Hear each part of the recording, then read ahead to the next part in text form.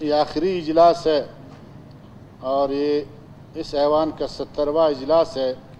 ہماری پہلی سیشن جو 13 اگست 2018 کو ہوا تھا، آج 8 اگست 2023 ہے، ہماری یہ آخری اجلاس ہے۔ تو ایک قرارداد بھی بدقسمتی سے اس صوبے کے اندر جو ظلم، جو ناانصافی ہمیشہ ہوتی رہے اس صوبے کے ساتھ، آج گو کہ ہم نے اپنی کارکردگی پہ اس اسمبلی میں بات کرنی تھی، لیکن اس کے باوجود اس صوبے کے مسائل اتنے زیادہ ہے کہ ہم آج بھی اجلت میں جو ہے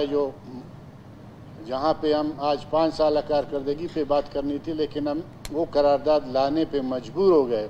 اور جس پہ میرے خیال میں ہم سب کو آج اس ایوان میں میرے خیال میں سب نے اس پہ بات کی، مردم شماری۔ جناب اسپیکر صاحب، اگر اس ملک کی تاریخ کو دیکھا جائے تو ہم کہتے ہیں کہ بلوچستان کے ساتھ ناانصافیاں ہوتی رہی، بلوچستان سب سے زیادہ پسماندہ ہے، بلوچستان کے وسائل سب سے زیادہ ہے۔ اسلام آباد کے ایوانوں میں کہتے ہیں کہ بلوچستان پاکستان کا مستقبل ہے۔ بلوچستان کے ایک وسیع و عریض سمندر بھی یہاں پہ، ساحل سمندر بھی اس صوبے کے اندر ہے۔ گوادر پورٹ، سینڈک، ریکوڈک، یہاں کی معدنیات، وہ کون سے چیزیں ہیں بلوچستان کی جناب اسپیکر صاحب جن کو ہم گنوائے کہ یہ سارے چیزیں جو ہے بلوچستان ہی کے اندر پائے جاتے ہیں، جس سے خصوصی طور پر جو ہے اس ملک کی اہمیت بڑھ گئی ہے۔ لیکن بدقسمت اس صوبے کے ساتھ اور اس صوبے کے عوام کے ساتھ آج جو رویہ رکھا گیا ہے، اس نیشنل اسمبلی کے 336 سیٹوں میں بلوچستان کی صرف 20 سیٹیں ان کی نمائندگی یہی تھی۔ پہلی دفعہ بڑے زور شور سے اس بات کی پبلسٹی کی گئی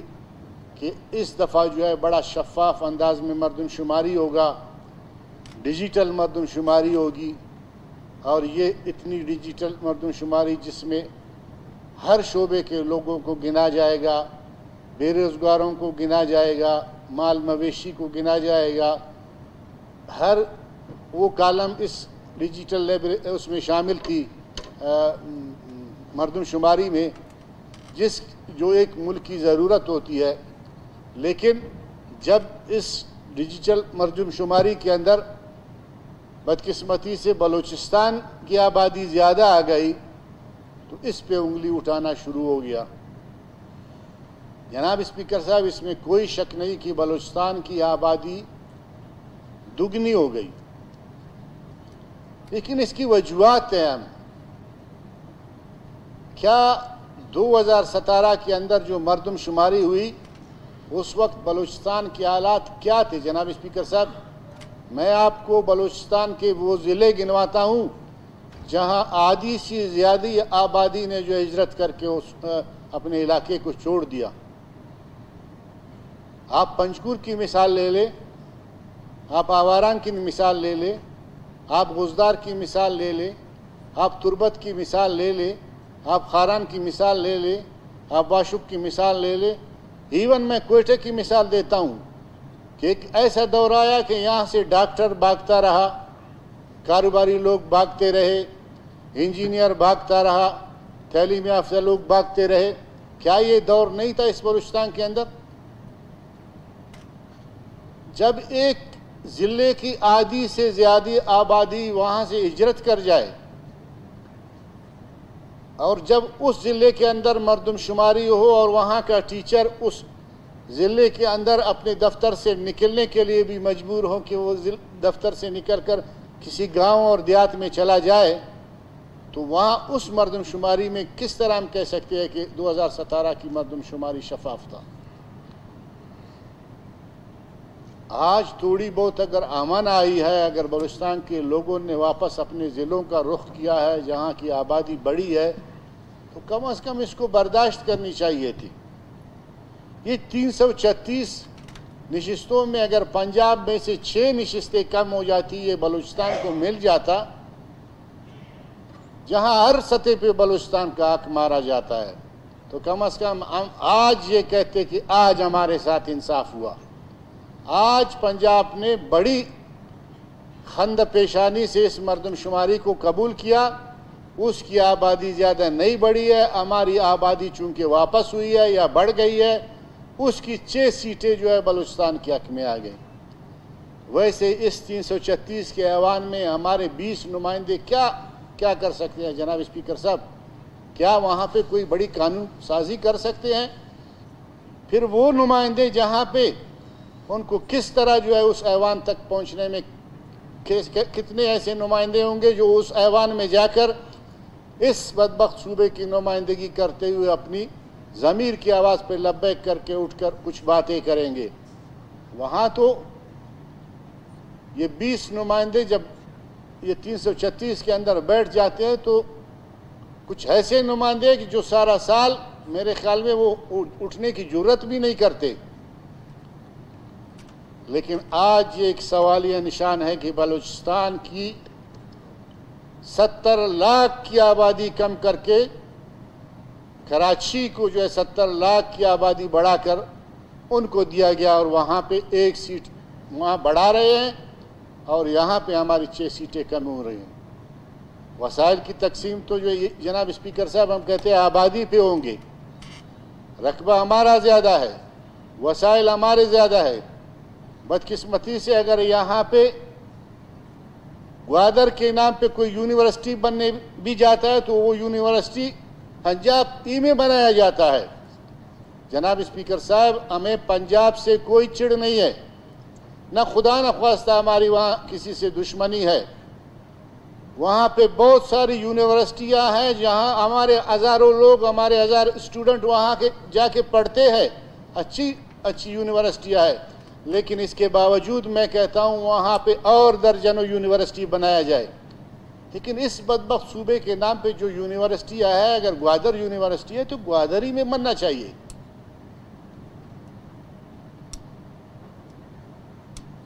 دوسری بڑی بدقسمتی جناب اسپیکر صاحب کہ جس طرح انہوں نے کہا اگر سندھ کے اندر جناب اسپیکر صاحب یہ قوموں 4 قومیں 5 قومیں اس ملک میں بستے ہیں، پھر اس کے بعد ایک وفاق ہے، ہر صوبے کے اپنے وسائل ہے، ان کی سرزمین ہے، ان کی شناخت ہے، ان کی تاریخ ہے۔ اگر بلوچستان کے اندر میرے خیال میں جس طرح مجھ سے پہلے میرے دوستوں نے کہا، اگر وہاں پہ گوادر پورٹ ہے، اس کی اہمیت ہے گوادر پورٹ کی، وہاں کی اگر کوئی ایئرپورٹ بننے بھی جا رہا ہے تو اس ایئرپورٹ کا نام بجائے بلوچستان کی کسی قداور شخصیت کے نام پہ رکھنے کے بجائے ہمیں فیروز نون کے نام سے میرے خیال میں کوئی چڑ نہیں ہے۔ پنجاب میں سے سینکڑوں جگہ ہوں گے، میرے خیال میں ہر 1-2 جگہ کے بعد آپ کسی اپنے وہاں اکابر کے نام پہ رکھ دے، لیکن کیا یہاں پہ میر غوث پش بزنجو کے نام پہ یہ ایئرپورٹ کا نام نہیں رکھ سکتے تھے؟ سردار عطا اللہ مینگل جنہوں نے اپنی پوری زندگی جدوجہد کی، جیلیں کاٹی، جلا وطن ہوئے، کیا ان کے نام پہ یہ ایئرپورٹ کا نام نہیں رکھ سکتے تھے؟ کیا جناب اسپیکر صاحب نواب شہید اکبر خان بگٹی کے نام پہ ہم یہ ایئرپورٹ کا نام نہیں رکھ سکتے تھے؟ ایک نام کی بھی جو ہے اس صوبے کے عوام کو جو ایک ایئرپورٹ پہ نام رکھا جاتا ہے وہ بھی جو ہے اس ملک کے حکمرانوں سے برداشت نہیں ہوتی، اور پھر کہتے ہیں کہ بلوچستان کے عوام جو ہے وہ آج ان حالات تک اگر پہنچ چکے ہیں، آج اگر یہاں پہ انسرجنسی ہے جناب اسپیکر صاحب تو اس کے پیچھے کچھ وجوہات ہیں۔ وہ محرومیہ ہے جو گزشتہ 75 سال سے جناب اسپیکر صاحب اس صوبے کے ساتھ ہوتا جا رہا ہے۔ وہ ایک شاعر اپنے شعر میں کہتا ہے کہ وقت کرتا ہے پرورش برسوں، حادثہ ایک دم نہیں ہوتا۔ تو آج جتنے لوگ اگر پہاڑوں پہ ہے، یہ ایک دن میں میرے خیال میں ان پہاڑوں پہ نہیں گئے، اس کے پیچھے ایک بہت بڑا بیک گراؤنڈ ہے جس کا ہمیں حقیقت پسندی سے جو ہے جائزہ لینا چاہیے اور اس کی حل کی طرف جانا چاہیے، کیونکہ اگر ہم اس مسئلے کو بلوچستان کے مسئلہ خالصتاً سیاسی ہے، معاشی ہے، سیاسی مسئلے کو سیاسی طریقے سے ہی جناب اسپیکر صاحب حل کیا جا سکتا ہے۔ بلوچستان کے وسائل پہ سب سے پہلے بلوچستان کے عوام کا حق ہے، بلوچستان کے وسائل پہ، بلوچستان کے ساحل پہ سب سے پہلے بلوچستان کے عوام کا حق ہے، اس کے بعد پھر صوبے کے کسی اس پہ یہاں پہ اگر کوئی روزگار گوادر کے اندر آ جاتی ہے، بھرتیاں کسی اور صوبے سے جناب اسپیکر صاحب، ریکارڈنگ میں اگر کوئی بھرتیاں ہو جاتی ہے، کسی چوکیدار اور چپراسی، بعض ایسے چھوٹے پوسٹ ہے جہاں پہ سینکڑوں لوگ نہیں بلکہ ہزاروں لوگ جو بے روزگار ہے، لیکن آپ ایک چوکیدار بھی ہم لوگ آپ کو دکھا سکتے ہیں کہ گوادر پورٹ پہ آپ کو باہر کے چوکیدار بھی نظر آئیں گے۔ ہم یہ نہیں کہتے ہیں کہ ان کو نہیں آنا چاہیے، اگر کوئی ایسا بڑا ٹیکنیکل پوسٹ جو اس پورے بلوچستان میں نہیں ہے آپ وہاں سے لائے، یا جس طرح کسی صوبے میں ہمارا کوٹا ہوتا ہے، اتنا چھوٹا سا کوٹا آپ رکھ لیں، پنجاب کے لیے رکھ لیں، آپ سندھ کے لیے رکھ لیں، اس پورٹ پہ ان کے لوگ بھی ہونے چاہیے، لیکن سب سے پہلے جناب اسپیکر صاحب بلوچستان کے عوام کا حق ہے جو اس صوبے کے عوام کے ساتھ ہوتا رہا ہے۔ تو آج میں یہی کہتا ہوں کہ اس مردم شماری کو بدنیتی کے بنیاد پہ جناب اسپیکر صاحب بلوچستان کے جو 70 لاکھ افراد کم کیے گئے، میں پوچھنا چاہتا ہوں جب آپ نے 70 لاکھ افراد کم کرنی تھی، بلوچستان کی آبادی کو اتنا ہی رکھنا تھا، تو پھر یہ 3 مہینے بار بار آپ اس کو ایکسٹینڈ کیوں کرتے رہے؟ آپ ٹائم دیتے رہے کہ بلوچستان کے بہت سارے ایسے علاقے ہیں جہاں مردم شماری کا عملہ نہیں پہنچ چکا ہے اور ہونی چاہیے، اور آخر تک یہاں کی تمام پارٹیوں کی یہ ڈیمانڈ تھی کہ اس مردم شماری کے ڈیٹ کو مزید ایکسٹینڈ کیا جائے، لیکن اس کے باوجود جناب اسپیکر صاحب اس کو کلوز کر دیا۔ اس کے باوجود جو 2 کروڑ 10 لاکھ کی آبادی تو اس کو 1 کروڑ 48 لاکھ کر کے چھوڑ دیا گیا، جس میں 71 لاکھ افراد جو ہے ان کو جو اس صوبے کے عوام جو اس میں شمار تھے ہماری آبادی میں ان کو کم کر دیا گیا۔ تو یہ مردم شماری کو اس لیے متنازع بنایا گیا کہ یہ سلسلہ طول پکڑتا رہے، کوئی کورٹ میں چلا جائے، کوئی آواز اٹھاتا رہے، لیکن ہماری آواز بالکل اس پہ ہے جناب اسپیکر صاحب کہ صوبے کے ساتھ انصاف کیا جائے، اور جو مشترکہ قرارداد ہے آج اس ایوان کے تمام دوستوں نے مشترکہ طور پہ اس کو پیش کیا ہے، میں اپنی طرف سے اپنی پارٹی کی طرف سے اس کی حمایت کا اعلان کرتا ہوں۔ اور ساتھ ہی جناب اسپیکر صاحب میں کچھ اپنی کارکردگی یا 5 سال ہم نے اس ایوان میں گزارے ہیں اس بارے میں بھی بتانا چاہتا ہوں۔ عزت اور ذلت جناب اسپیکر صاحب اللہ تعالیٰ کی ہاتھ میں ہے۔ اس اسمبلی کا ممبر بننا، اس منصب پہ فائز ہونا ہماری اپنی جدوجہد یا ہماری اپنی کارکردگی اپنی جگہ پہ، لیکن اس میں اللہ تعالیٰ کا ایک جو اللہ تعالیٰ کی طرف سے جو اس کی طرف سے جو عزت اور ذلت کی وہ ہے، اس پہ آج ہم اس منصب پہ آئے ہیں۔ لیکن میں اس ایوان کے اندر تقریباً اس 5 سال کے دوران سوائے چند ایسے اجلاس ہیں جس میں غیر حاضر رہا ہوں، یا جس میں ایسے جناب اسپیکر صاحب کچھ اجلاس ہیں جن میں میں نے بات نہ کیا ہو، لیکن اس 5 سال کے دوران کم از کم ہر مسئلے پہ، ہر موضوع پہ، چاہے وہ ہماری قرارداد کی شکل میں ہو، چاہے توجہ دلاؤ نوٹس کی شکل میں ہو، چاہے کوئی سوالات کی شکل میں ہو، ہم نے اس ایوان میں اس 5 سال کے اندر ہمیشہ بات کی ہے، ہم نے اپنی عوام کی نمائندگی کی ہے۔ جناب اسپیکر صاحب اس میں کوئی شک نہیں کہ یہ صوبے کے لوگ بے روزگاری ہے، وسائل کی کمی ہے، بہت سارے ایسے مشکلات ہیں، اس کے باوجود ہم نے کوشش کی ہے کہ جو امانت ہمارے عوام نے، ہمارے علاقے، ہمارے حلقے کے لوگوں نے ہمیں دی ہے، ہم نے اس امانت کو اس ایوان تک ضرور پہنچایا ہے، اس کے اندر کوئی خیانت نہیں کی ہے۔ اور آج ہم دوبارہ اپنے عوام کی طرف جا رہے ہیں، کل ہم اسمبلی کے ممبر نہیں ہوں گے، لیکن پھر بھی ہمارا ایمان ہے کہ ہم اگر آئندہ الیکشن میں کامیاب ہوئے یا نہیں ہوئے لیکن ہم اپنے عوام کی خدمت جاری رکھیں گے. یہ کرسی یہ منصب اللہ تعالیٰ کی دین ہے.